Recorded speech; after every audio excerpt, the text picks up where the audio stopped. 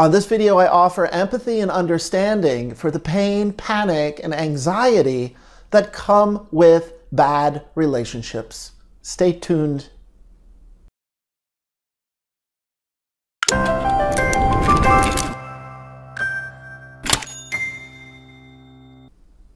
Welcome to the New Love Addiction. I'm Alan Robarge, a relationship coach and a psychotherapist. I help people improve their relationships. Let's talk about relationships. Let's talk about bad relationships. Let's talk about what's happening to you in your current state of panic, anxiety, confusion, and stress, trying to make sense of what is going on and why are you having such an incredible adverse reaction? Why are you noticing some chronic distress in perhaps even seemingly mild or insignificant interactions where it can be confusing and crazy making? Perhaps nothing is terribly going down. Let's assume that you're not in an abusive relationship, you're not in a domestic violence situation, and you're going out to dinner. You're having a relatively normal Friday evening dinner with your partner, and something happens. Something is said. Something is not said. And in that moment, you find yourself imploding, energetically imploding on yourself. And you start reeling in a state of confusion. Your mind becomes overly active. In some ways, you desperately need something, and it might appear like you desperately need to say something. But then also in that moment, you don't know what to say. You don't have the words. The purpose of this video, the intent is I want to offer some empathy, and I'm hoping that people who are in these chronically distressed relationships that produce waves of panic and anxiety, and nonetheless there's a confusion about why this is happening, and that the person, what happens is you're trying to convince yourself to stay, you're trying to convince yourself that it's nothing, you're trying to convince yourself that it doesn't make sense. And in some ways it doesn't make sense, because you're going to notice this incongruency, how you're responding internally, and the intensity, the wave of the emotional response is going to be incongruent to what's actually happening between you and your partner, or you and your spouse. And so you could be at dinner on a Friday evening, things are going fine, things are going normal, things are unfolding the way that you would assume that they're unfolding. And then something happens in the exchange, the conversation, where you feel ignored, dismissed, slighted, shut out. It could be a partner who all of a sudden doesn't look at you, is not engaged. Most obviously, and something that's really happened in our current time, has to do with cell phones, has to do with looking at smartphones, and that people go to dinner and that the other person is literally distracted, obviously distracted, spending more time on their phone than actually looking into your eyes. So that's a bit of an obvious example. There are many other examples that might not be as obvious. What happens is that we convince ourselves that there must just be something wrong with you. There must be something wrong with me. And that I need to muster up this incredible amount of internal strength and have this wherewithal to talk myself out of the panic and to talk myself out of the anxiety. I look at the external cues, I look at the relating with the partner, and I say, well, this partner seems reasonably okay. This is assuming, as I'm sharing this is assuming that you're not in an abusive relationship, you're not in a domestic violence situation, you're not actively relating, you're not relating to someone who's actively engaged in an addiction, or you yourself are not in some kind of full-blown addictive behavior. So for the most part, you're two people who are relating and interacting, and nonetheless, you frequently feel this profound sense of loss. And it can come out of the blue. It can just, like a train, just runs you over, or a truck on the highway just runs you over. And you're left internally profoundly feeling misunderstood, and you want connection in that moment. You want for the partner to reach out, and it becomes like a mind game where you perhaps are expecting your partner to read your mind, or have the sensitivity and the skill to know just how impacted you are in the moment. But it's so confusing for your partner also, because obviously we cannot read each other's mind. Your partner cannot read your mind. And that the level and the degree of your reaction, and I say this respectfully, I say this with empathy, is that most probably you're overreacting. But the overreaction has to do with the incongruence with the situation, and that the intensity of the emotion is informed by a history in your family, or a history with other adults where you've had a series of interactions that have reinforced insecure relating. And insecure attachment, and when we find ourselves that we've had these reoccurring scenarios that have impacted our development, where our attachment system is insecurely attached, then that's going to inform our confusion and inform the flood of emotional intensity. And that's what's meant by this idea that we're overreacting. So you might already know this. You might already be sitting at dinner on a Friday night, and you know internally you're overreacting, and nonetheless you can't do anything about it to stop it, and you still want help and support. You still want your partner to reach out to you, and the partner most likely is unable, incapable, or does not have the skill set to know how to join you in that place. And then also what happens is we regress, we become somewhat more in our child self, our shut down self, because most likely the attachment injury and this insecure attachment style got set up when you were a child. So when it is triggered and activated, it brings us back into our level of relating of the time of the attachment injury, which would mean our younger self. So now we're disconnected from our inner resources, and we're disconnected from our adult self that's going to help us make sense of this situation. And ultimately, what we need to do is self-soothe. Ultimately, we need to parent ourselves. Ultimately, we need to be a mature adult and take care of ourselves in that moment.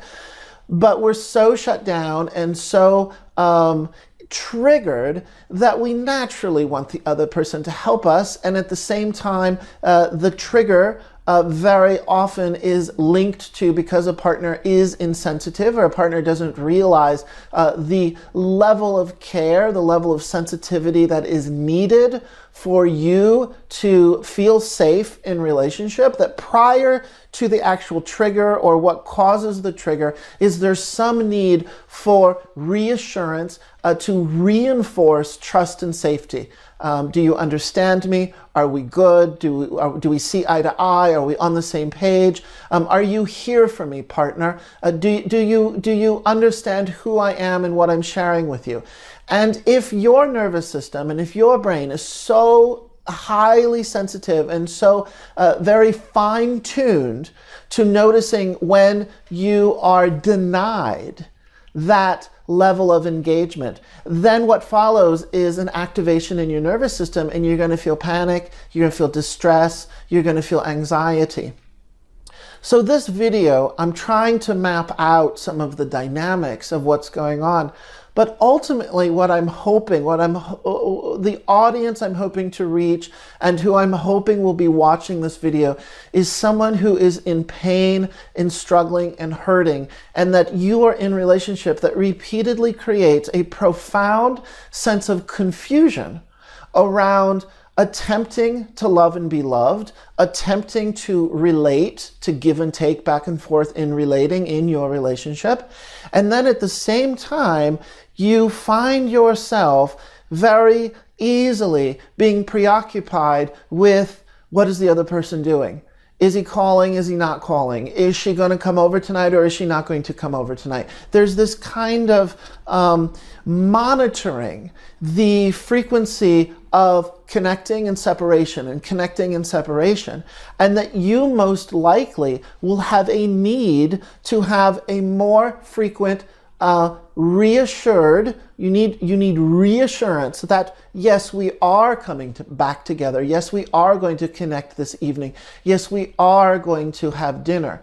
Let's say you're still dating. Let's say you're not living together. Let's say that you are not married, and that maybe it is a Wednesday evening, and you might or might not get together and have dinner with your partner, the person that you're dating. Many people who have an insecure attachment style will find this highly provocative. To live in the space of the unknown, of whether or not the partner is going to return your call in a timely manner, let's say by 4:30 in the afternoon, to say, hey honey, my evening opened up and I was thinking we could go to our favorite burger place and let's get burger and fries tonight. And you would feel overjoyed, and you would feel a sense of, oh, how wonderful, this is what I wanted to do anyway, great. However, let's say that the partner doesn't call.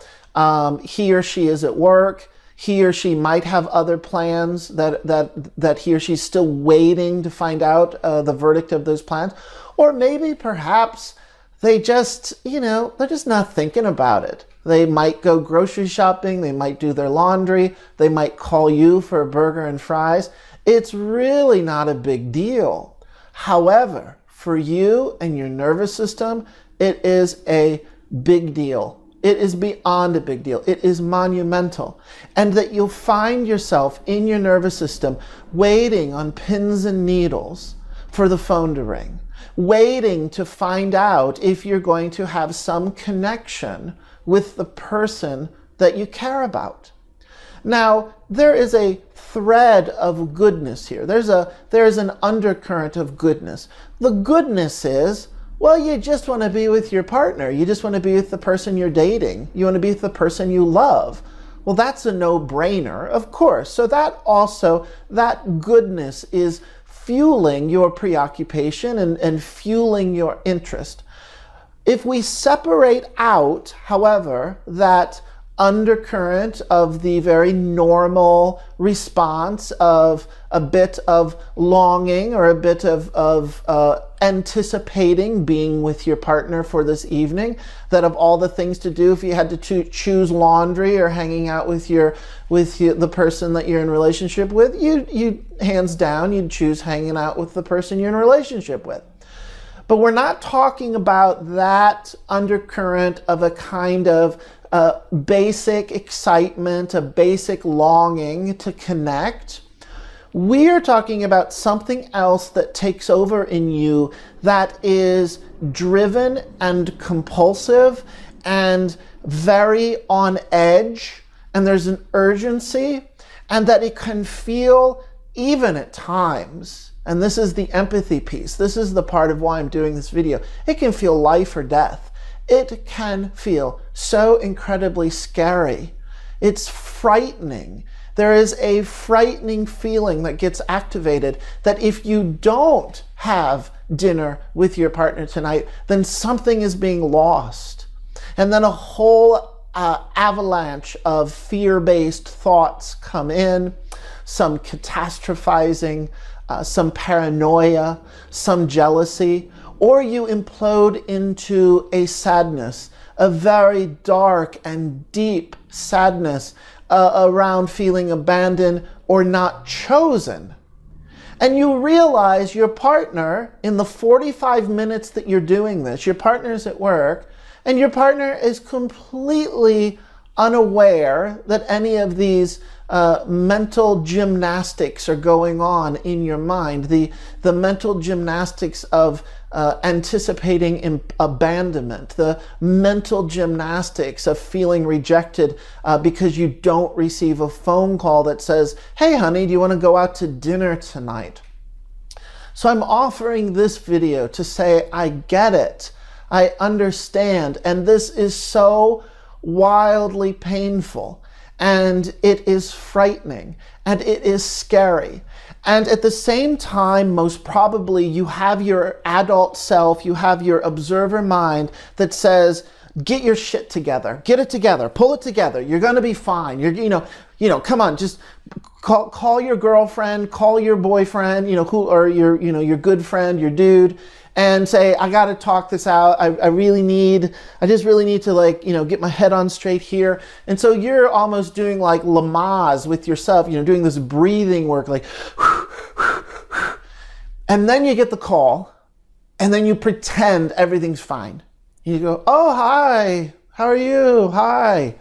And your partner, your boyfriend, your girlfriend says, hey, I was thinking of, doing laundry tonight, and I think I'm just going to stay in.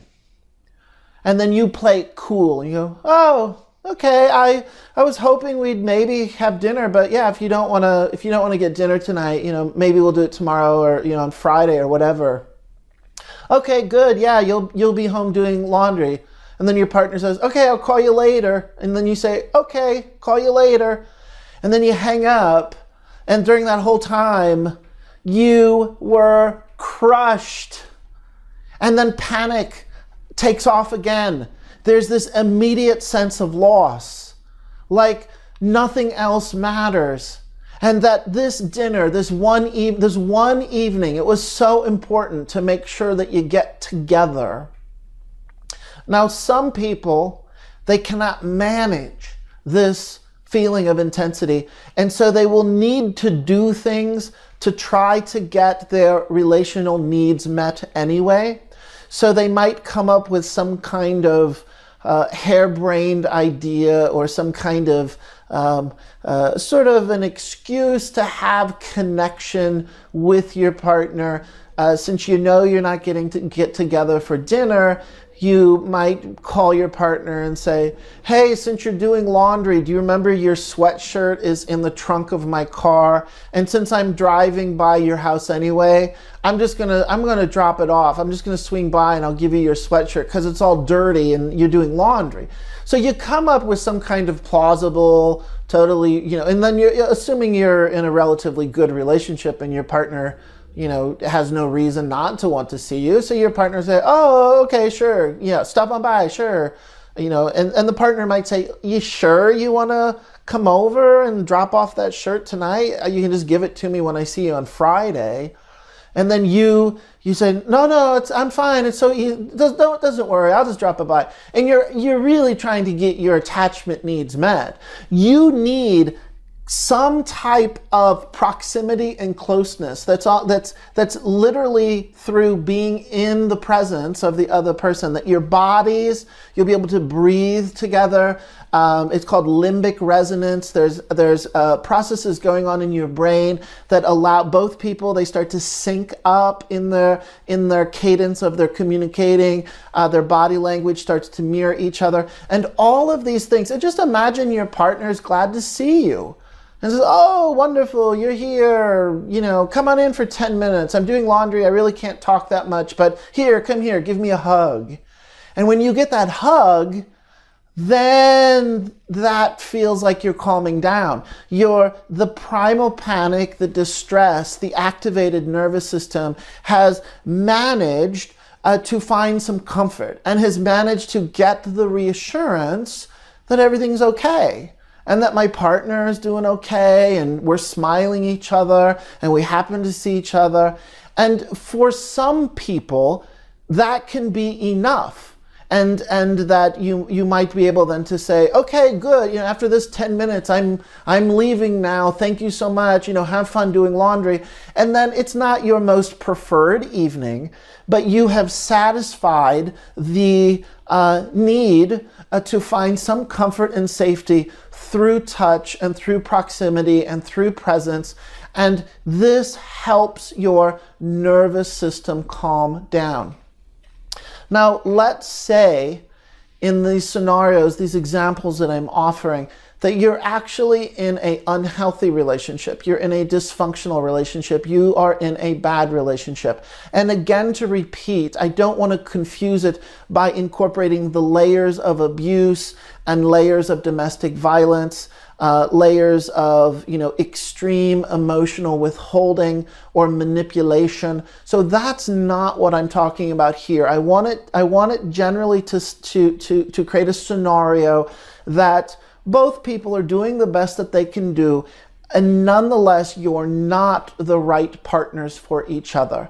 That there are certain shortcomings or certain skill sets that are needed on both of your parts, and that you've made the incorrect choice to continue to pursue each other. So that's what I'm saying. It's a bad relationship. You could both be lovely people. You could both be kind people. You could both just fundamentally be at a point in your life where you do want to love and be loved, and you would hope a relationship would work out between the both of you. It's not in the stars. It's not going to happen. So here's oftentimes one reason why we have this profound, reoccurring attachment distress and this primal panic is because we are in a committed, extreme, let me rephrase that. We are in denial. We have committed ourselves to staying in denial. We're not necessarily consciously choosing this, but we do not want this relationship to end. We perceive the ending as a rejection and the ending as an abandonment. And so even if we are have moments of maturity and moments of intelligence and moments of clarity where we can just at face value look at the partner and look at ourselves and we go, nope, we don't match up. We are not a good fit. However, we would be unable to be honest with ourselves that means that we need to end.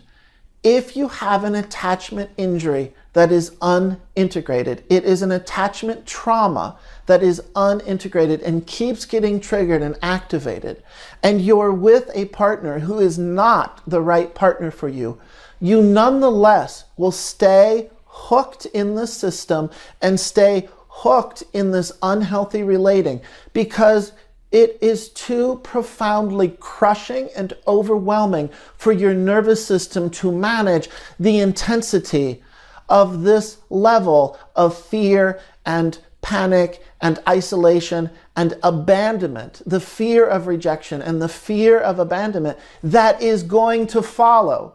And even the thought of you moving forward with ending the relationship triggers such overwhelming pain and fear. It is frightening. So now you realize, as I say this, two things are actually happening, and perhaps there's more than two things, but I'm going to point out there's the reality that the relationship is not the right fit for you. There's the reality that you need some basic skill to work with the basic discomfort and the basic pain and sadness of ending a relationship. However, simultaneously, now you are also attending to not basic pain and sadness related to an ending. Now you're attending to the additional layer of your the residual feelings from your attachment injury from your past that is going to be about the present. Even though I say it was set up through relating in the past, the intensity, the emotions, the felt sense experience will be in the present. So that combination, that recipe, that concoction is inherently overwhelming. It takes an incredible amount of maturity and focus and strength, emotional strength, to go through what we would consider a reasonable, I'm not a big fan of the word normal, but in this moment, let's use the word normal. For any person, an ending a relationship is not pleasant. So that takes a certain level of emotional energy to manage the sadness and to manage the disappointment and to manage the grief. However, if the act of ending, whether it's initiated by the partner or you choose yourself to attempt to initiate the ending, it will simultaneously provoke this other layer, this additional reaction, this fear-based reaction of being rejected and abandoned, to the point that it is excruciatingly painful and frightening. So when it gets too much, when it is unmanageable, when it kicks your butt to the point where you can't handle it, and for some people that's 10 minutes, for some people that's 10 days, for some people they can go through this period for 2 weeks, but usually we reach a point where we freak out and we become overwhelmed in the pain that we confuse ourselves to just wanting relief, and we say, I got to get back together with this person. I have to call this person. I have to text this person.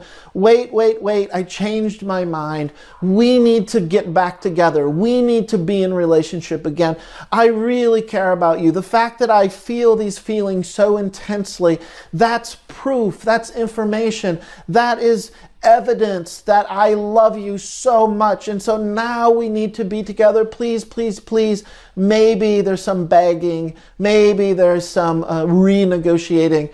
And the partner over time, if you do this multiple times, or if the partner initiates and then you find yourself trying to convince them, no, please don't go. Please stay. Let's make this work. I know we can make it work this time. There's going to be confusion on both sides, because you're, over time, not going to be able to forget the fact that you know the truth, that you shouldn't be together with this person anyway. And the other person's going to get tired of this yo-yo experience, of this kind of on again, off again, we're on, we're off, we're on and off. Now imagine, it's also possible that you have found a partner who does the exact same thing that you do. And so you both have your attachment trauma and your unintegrated attachment trauma energy activated, and so then you both at different times are coming back to each other saying, no, let's make it work, let's do another round, we can't end, I care about you so much. Again, the third time I'm going to say it on this video, this is so painful. I even hope that you can hear in my voice, or my experience as I talk about this, this is just exhausting. And if you're living it, it's exhausting. Empathy to you. There is intelligence, or we can intelligently describe this pattern and what's happening. It's not because you're crazy. It's not because you have some anxiety disorder where you just have to live with it. We're talking about insecure attachment styles, attachment injuries that show up as trauma. So we interchange the words attachment injuries and attachment trauma. And it's this information, this content of what I'm talking about is so wildly important, because many people, and perhaps, as I already said, the point of this video are to find the people who have no clue what I'm talking about, not that they don't have a clue about what I'm talking about, but they've never had the language. They've never had this explained to them. Many people are stuck in this pattern with a constant ongoing confusion around what is going on. Why do I have this extreme level of panic and distress and fear of abandonment, fear of rejection? And then it goes away and you have an evening, you have an afternoon, you go to the movies and you're like, everything's fine and I love my partner and my partner loves me and we have a great time interacting. And then 3 days later it happens again, or it could be 3 hours later it happens again. It is exhausting, it is confusing, it is painful, and it's very isolating, especially if you don't have this information. So I hope this information is informative. I hope that you can find some solace and comfort in the empathy that I am offering. And please know that you're not alone and that many people have experienced these very painful relationship dynamics, and that you can learn more about secure attachment. You can learn more about how to work with your body and the incredible trauma responses of the profound, intense feelings of being frightened in relationship and feeling that lack of trust and safety. That doesn't mean that you are going to be able to make a partner who is not the right fit for you all of a sudden magically the right fit for you. It most likely, if you're in a bad relationship, you're still going to be in a bad relationship, and you need to wake up and realize you're not in a healthy relationship and it's not going to change. You're just not the right people for each other. Now, if you are with a partner who values healing work, if you're with a partner who values maturing and growth and being able to grow together, and you very legitimately can do individual healing work as well as come together and share what you're doing together as a couple, then by all means, of course, growth is possible. And then that would be good information to say, well, I think that you found a keeper. And I think you're a keeper for your partner, because you would be able to realize that you are evolving and growing together in your skill. Oftentimes, one reason why the intensity of this cycle is so reoccurring is because we actually have chosen the wrong partner. And that is a key component to keeping this system working, is that we're trying to force a relationship where one cannot exist. I'm Alan Robarge. I am a relationship coach and a psychotherapist. I help people improve their relationships. If you want to learn more about me, please do by going to alanrobarge.com. If you like this video, please subscribe to this YouTube channel. There are more videos coming up just like this one.